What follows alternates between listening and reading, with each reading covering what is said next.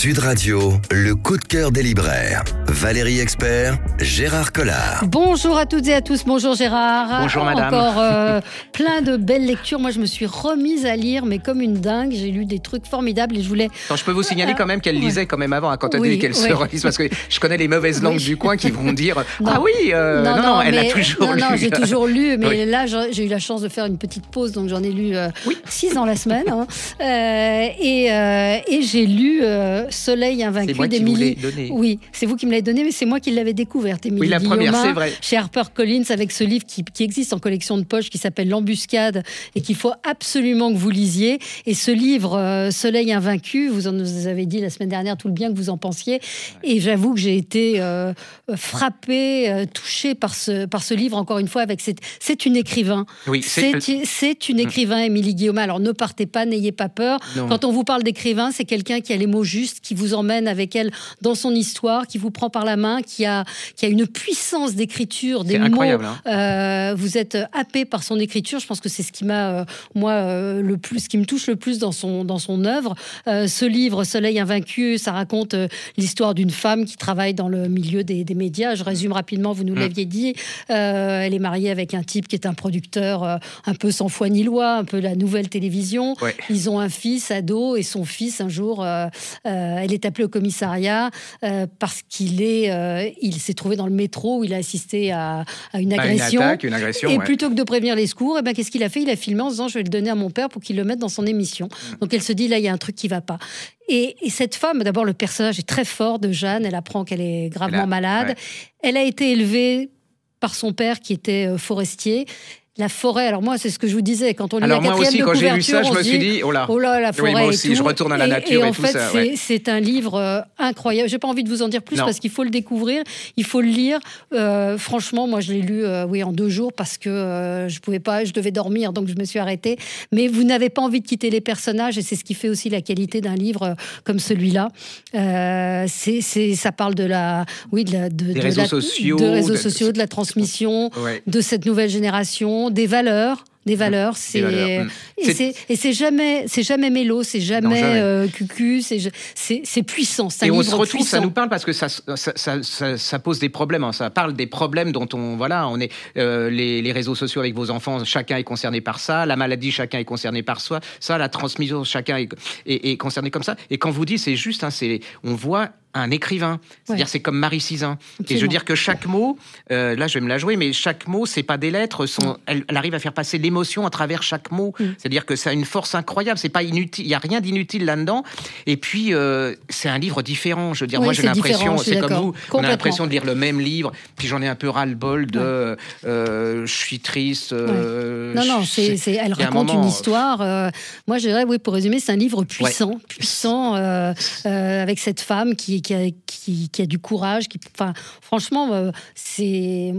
Et si vous êtes journaliste, si vous êtes critique, on a besoin parce que cette femme-là, elle était un peu désespérée parce que personne ne parle beaucoup de ce bouquin. Hein. Donc si vous êtes journaliste, si vous êtes libraire, si vous êtes lecteur, et que vous l'avez aimé, et que vous partagez-le. C'est-à-dire que ça, c'est important. Nous, on peut pas tout faire, tous les deux. On est là, on allume la mèche, mais c'est tout.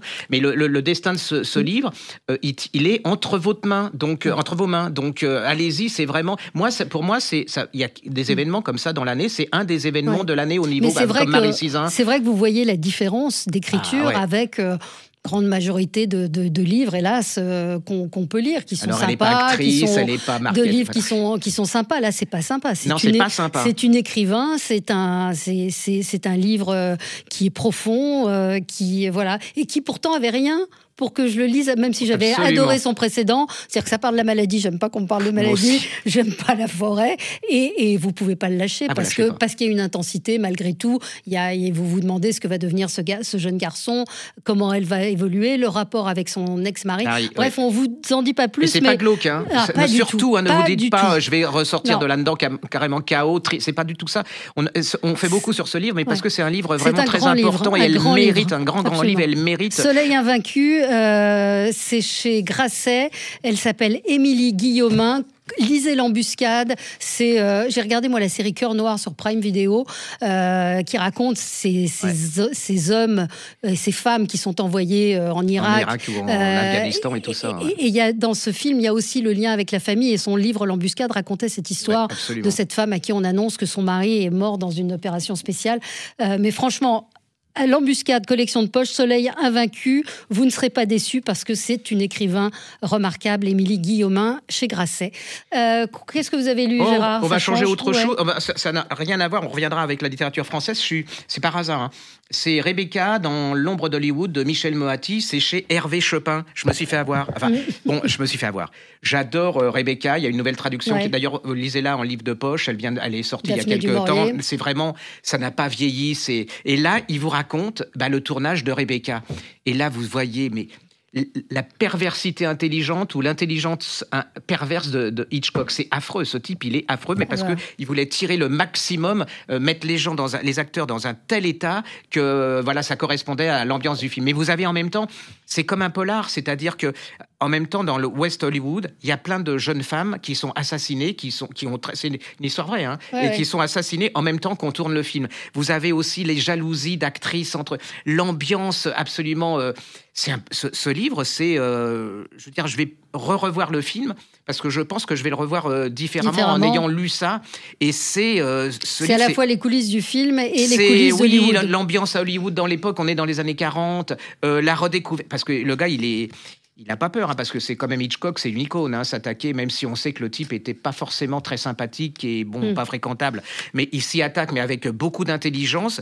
Et en fait, c'est un polar, c'est un roman noir, c'est un polar, c'est un livre sur le cinéma, c'est un livre sur l'époque. J'ai adoré, même si vous n'aimez pas le cinéma, même si vous n'aimez pas Hitchcock, vous allez vous faire un polar comme on n'aurait pas osé en imaginer un, avec des gens c'est que des icônes qu'il y a là-dedans, c'est que vraiment, et là ils redeviennent des êtres humains avec leur petite jalousie, leur peur, leur mesquinerie, mais aussi leur génie et tout. Allez-y, c'est génial.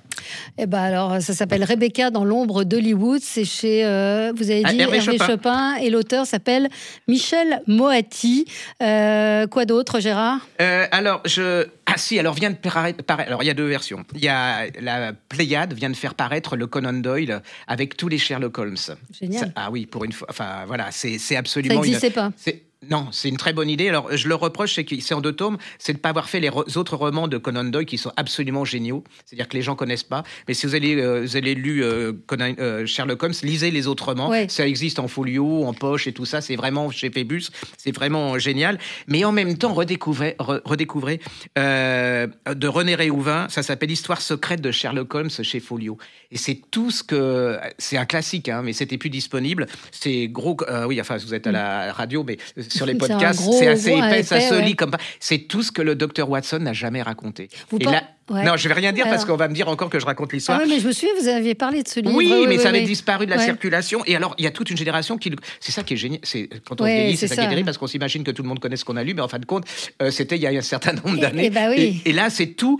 Le côté secret de Sherlock Holmes, ça se dévore, j'ai relu, ça n'a pas pris une ride. Alors, si vous n'avez pas d'argent pour lire Conan Doyle en Pléiade, vous lisez ça, puis après vous pouvez aussi lire les Conan Doyle en livre de poche. C'est pas... Mais je trouve que la Pléiade, c'est une bonne idée. On sent qu'ils ont quand même besoin d'argent et que les pré-socratiques, ça ne fait pas forcément fortune à notre époque. Vous parliez de livres de poche. Je rappelle que vous organisez un immense salon du livre de poche avec plus de 300 auteurs. Ouais. Ce sera à Créteil le dernier week-end de juin. Il y aura...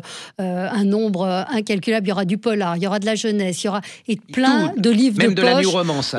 Et franchement, vous le faisiez à Saint-Maur avant, dommage que la ville de Saint-Maur vous ait pas suivi, Créteil c'est pas tellement plus loin, il y a des gens qui venaient de partout en France, c'est un rendez-vous très émouvant parce que vous voyez les auteurs, il y a une ambiance très festive, il n'y a plus de barrière entre les auteurs. Organisez-vous pour venir à Créteil. Vous aurez même des bottes de paille pour vous asseoir, il y aura des animations, il y aura des concours de boules, et enfin il y aura tout, c'est vraiment la désacralisation du livre et puis surtout les échanges entre les auteurs. Et ce que j'essaye d'arrêter, cette espèce de barrière qu'il y a comme au Salon de Paris entre l'auteur et là, c'est vraiment des gens normaux. Enfin, normaux, non, ils ne sont pas normaux quand on voit ce qu'ils écrivent.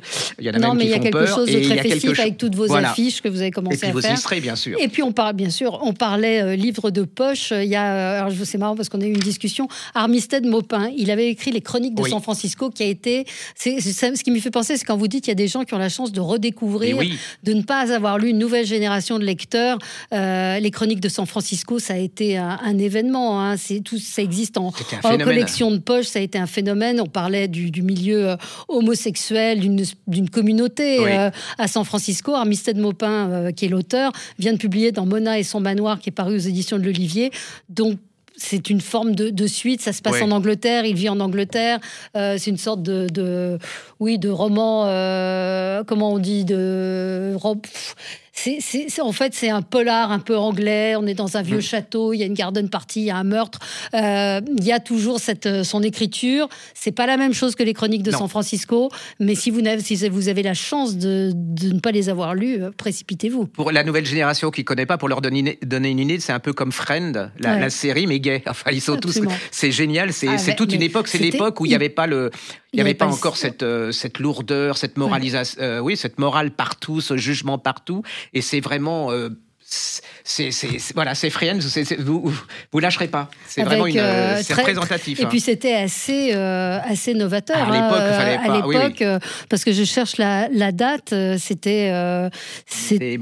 On était un peu moins jeunes qu'on l'était. On était un petit peu moins jeunes. 2000. Voilà. 25 ans, vous imaginez ?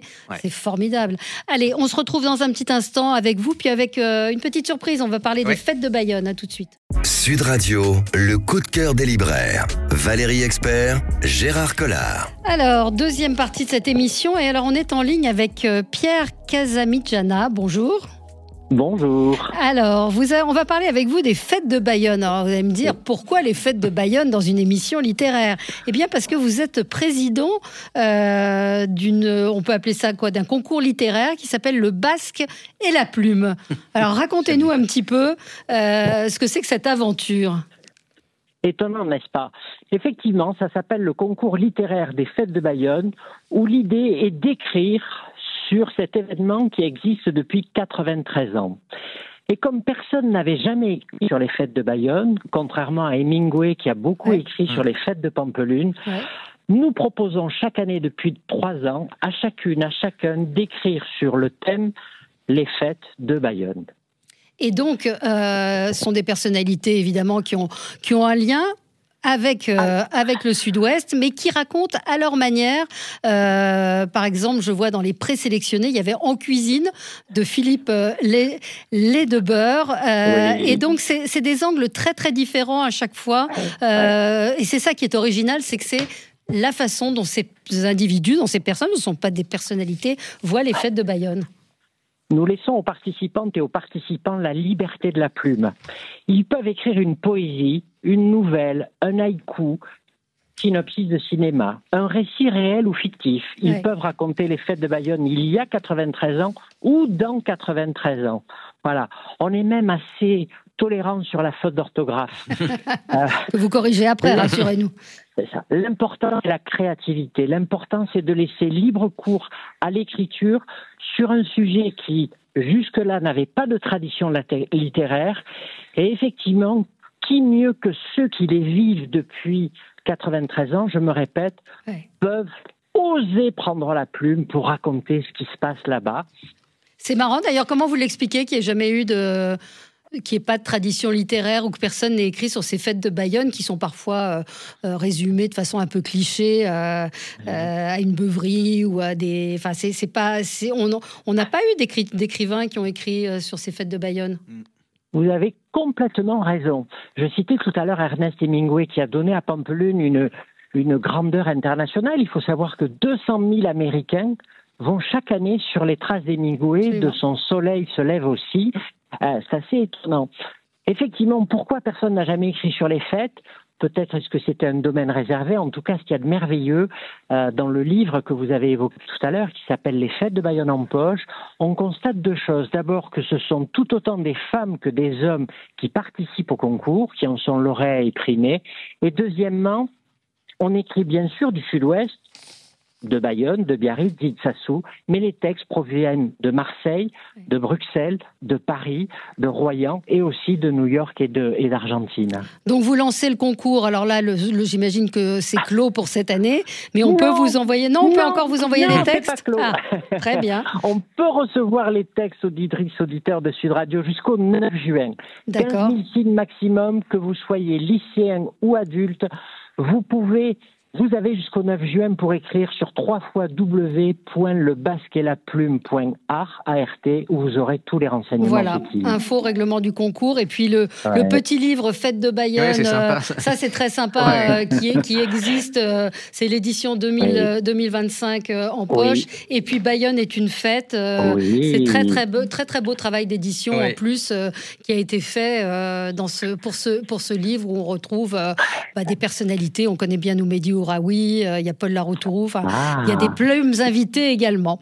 Écoutez, merci beaucoup d'avoir été avec nous et puis bravo Gérard. Non, c'est la preuve que la littérature, elle vit sans mépris, autrement qu'à Paris, et c'est grâce à des initiatives comme ça que la littérature continue à vivre, le livre, et puis ça donne beaucoup d'humanité. Je veux dire, on sent l'émotion, la passion et tout de ce monsieur, donc je trouve ça formidable. Et puis cette phrase d'Antoine de Saint-Exupéry, si vous voulez que je connaisse vos civilisations, racontez-moi vos fêtes. Quel merveilleuse résumé de cette formidable initiative. Donc ça s'appelle Le Basque et la Plume. Vous tapez ça dans votre barre de recherche et vous trouverez tous les règlements du concours. Merci et bonne fête de Bayonne, Pierre. Merci, on vous y attend. Merci à vous, à bientôt. Au revoir. Au revoir. Alors, on ira aux fêtes de Bayonne ensemble. Ah bah oui.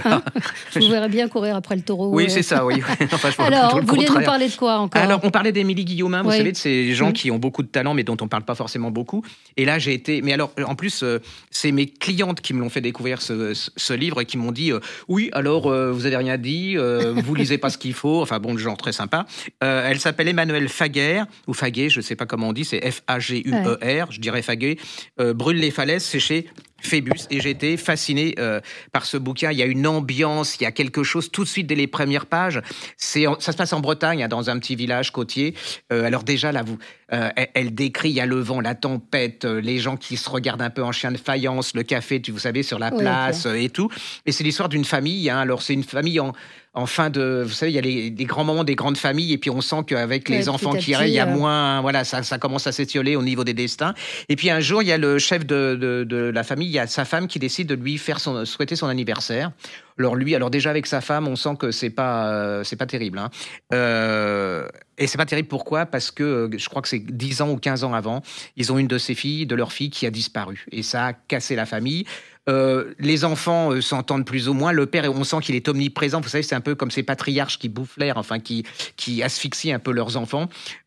Donc, se passe cette fête. Il y a une des filles qui habite à Paris qui arrive là un peu à contre-cœur. C'est une fête en fait assez glauque quand on y pense. Oui. Et puis à la fin de la fête, on retrouve un cadavre en bas de la falaise d'une invitée. Qu'est-ce qui se passe? Pourquoi ce cadavre? Pourquoi on l'a tué? Qui l'a tué? Et là va commencer, il y a une enquêtrice qui arrive, mais l'enquêtrice, elle fait partie du jeu, c'est-à-dire que elle a des relations avec toute cette famille. C'est absolument incroyable. Vous êtes dedans. Il y a alors quand on parlait d'Hitchcock un peu au début, il y a ça. Et puis il y a en même temps cette Bretagne omniprésente, le vent et tout. Et puis il y a une fin absolument. Voilà. Je vous en dis pas, mais c'est une vraie. Autrice, comme on dit, ou auteur, avec un style, avec cette manière de ça pourrait être un film, un téléfilm. On est dedans. On hume le vent, on a peur pour eux. On se dit la puissance de oui, ces, et puis on auteurs. sent la perversité de ces gens, l'hypocrisie, la souffrance et tout. C'est un magnifique roman. J'ai mis longtemps à en parler parce que je sais pas en parler. Donc c'est comme les bons romans, c'est-à-dire on sait pas en parler. Et allez-y, je sais pas s'il est encore sur les piles, en pile. Nous on l'a toujours. Ça s'appelle Emmanuelle Faguet, c'est Brûle les falaises chez Phébus. Et pour moi, ça a été une révélation. Alors qu'elle avait fait un bouquin qui s'appelle Les Désobéissantes, qui avait été déjà remarqué au début. Mais là, je trouve que personne n'en parle. C'est pareil, on a besoin de vous. Si vous avez aimé, vous en parlez sur vos réseaux. Ouais. Voilà, c'est chez Phébus. Alors, toujours chez Phébus, 3 jours en juin de Anne Tiller, ou Tyler, je ne sais pas comment on dit, c'est une immense écrivain américaine qui est... moi, je l'aime parce que c'est une écrivain du quotidien. Elle vous raconte les gens, les vrais gens, les gens simples, des histoires de famille. Vous vous attachez à ces personnages. 3 jours en juin, la couverture, c'est une mariée dans une décapotable. Et donc, le début du roman, c'est une jeune femme qui doit se marier et elle découvre que son futur mari l'a trompée. Alors vous dites, bon, ça va, on va repartir sur une histoire d'adultère. Puis en fait, non. L'histoire se tourne de Gail, qui est la mère de la mariée. Donc il y a le rapport mère-fille, où elle a un peu ras-le-bol des états d'âme de sa fille ou sa fille, bon, bref. Et il y a son ex-mari qui arrive pour le mariage et il arrive avec un chat. Et donc, elle lui dit, mais je veux pas de ce chat. Il lui dit, oui, mais il a été abandonné. Enfin, son mari, il est un peu à l'ouest. Et donc, ils vont cohabiter pendant 3 jours. Et donc, c'est les relations de ce couple. C'est un roman un peu à l'anglaise, j'ai envie de dire, dans les relations humaines. Elle se fait virer de son boulot parce qu'on dit qu'elle n'a pas assez d'empathie. C'est un roman de l'époque aussi. Elle a toujours ce regard très pointu, très aiguisé, très, très caustique. C'est pas vraiment racontable parce que l'histoire en elle-même, elle est banale. Si je vous dis la fille, son mari l'a trompée, est-ce qu'elle va se marier ? Le couple, c'est vraiment les relations, le regard qu'elle a sur ses personnages. C'est un roman délicieux. Je dirais 3 jours en juin, Anne Tyler ou Tyler, et c'est chez Phébus. Bon, alors, Gérard, qu'est-ce que vous avez lu de nouveau ? Oui. Alors, vient de paraître en 2 volumes, seul, quelque chose qu'on avait défendu et qu'on a aidé à faire découvrir, mais on peut avoir le melon. Hein. C'est Gabriel Tergit, Les Effingers. C'est chez Bourgois Poche, tome 1 et tome 2. C'est absolument, pour moi, ça avait été une révélation. Hein. Je connaissais pas du tout. C'était un énorme pavé, ça a un énorme succès. On a été forcé de pousser les clients parce que c'était épais, donc ils se disaient, on va jamais y arriver et tout. Et là, c'était cher quand même. Hein. Et là, c'est disponible en 2 volumes. C'est l'histoire d'une famille allemande, hein, juive, du 19e siècle, enfin début 20e, fin 19e, jusqu'à l'arrivée des nazis. Et là, vous avez à travers cette famille comment ces familles n'ont pas vu venir la plupart le diable. Hein, c'est-à-dire qu'ils se sont crus allemands. Ça venait pas à l'idée que d'autres Allemands puissent les condamner à mort, quoi, parce qu'ils étaient juifs, ils n'étaient pas partie de la nation. Mais c'est d'abord un roman, hein, c'est-à-dire que c'est comme les bouquins de Thomas Mann. C'est vraiment. C'est une saga, c'est une vraie saga. Oui, hein. C'est une vraie saga. Vous êtes emporté dedans. Il y a plein de caractères différents dans cette famille. Hein. Ils se ressemblent pas du tout. Il y a ceux qui commencent à voir, il y a ceux qui voient pas du tout. En plus, c'est génial, merveilleusement traduit. Franchement, la traduction est formidable. Allez-y, là, vous avez un pur chef-d'œuvre en livre de poche. Ne me dites pas qu'il n'y a rien à lire en ce moment parce que, franchement, là, vous tenez et vous allez découvrir pour le même prix. Vous avez un grand écrivain, vous avez une page d'histoire, vous avez une saga, vous avez de l'amour, de la mort. Voilà, c'est vraiment. 930 pages. Ouais. 930 pages, mais quand vous êtes dedans, effectivement, vous vous dites c'est déjà fini. Enfin, vous êtes vraiment complètement attaché. C'est un peu comme les Thibauts de Roger Martin Dugard. C'est formidable, ça aussi. Il faut redécouvrir. Ça sent plus du tout, mais c'est superbe. C'est qu'il faudrait qu'on refasse un. Oui, on devrait faire un truc. Oui. Voilà. Donc, ça s'appelle Les Effingers, E2FINGER, et ça se trouve donc en collection sur Bourgois Poche. Sur Bourgois Poche, et l'auteur s'appelle Gabriel Tergit. Alors, pour coller un peu à l'actualité, vous avez vu que la Palme d'Or a été remportée à Cannes par le réalisateur iranien. Et un livre, alors ça c'est vraiment du feel good avec du fond. Shirin Rachidian, Les petites révolutions d'une Française à Téhéran. C'est chez Flammarion. C'est très sympa à lire. C'est malgré le fait, donc c'est une jeune femme en gros qui est d'origine, sa mère est iranienne, son père est français, sauf qu'elle tombe enceinte. Elle se dit tiens, j'aurais bien retrouvé mes origines, savoir d'où je descends, et elle se rend compte qu'elle n'a pas du tout de sang français et que donc son père est vraisemblablement iranien. Elle part à Téhéran à la recherche de son père. Donc c'est une alors il y a le régime des mollahs, donc il y a une critique sous-jacente, mais il y a aussi ce peuple iranien qui est là. Il y a cette cuisine iranienne. C'est un roman joyeux malgré tout, et puis c'est une écriture que moi j'ai beaucoup aimée, qui est très contemporaine, très actuelle, d'une nana indépendante qui a 40 ans, qui tombe enceinte et qui tombe amoureuse d'un Iranien. Enfin c'est très sympa à lire. Ce qui me fascine avec ce peuple, c'est on se sent proche. Je sais. Alors c'est vraiment, on se sent. Moi je me sens très très proche de ces gens, de leur culture. Il y a des cultures, c'est beaucoup plus compliqué d'accès, mais là, je trouve qu'il y a plein de points communs. Il y a, c'est une tragédie. Enfin, bon, c'est ça. Mais c'est vrai qu'il y a le décalage de cette jeune femme qui est libre, qui, au début de l'histoire, elle couche avec tout le monde, elle en a rien à faire de rien, et c'est vraiment sympa. Bon, voilà, on a fini, on avait encore plein de livres. À la semaine prochaine. Merci, Gérard. Sud Radio, le coup de cœur des libraires. Valérie Expert, Gérard Collard.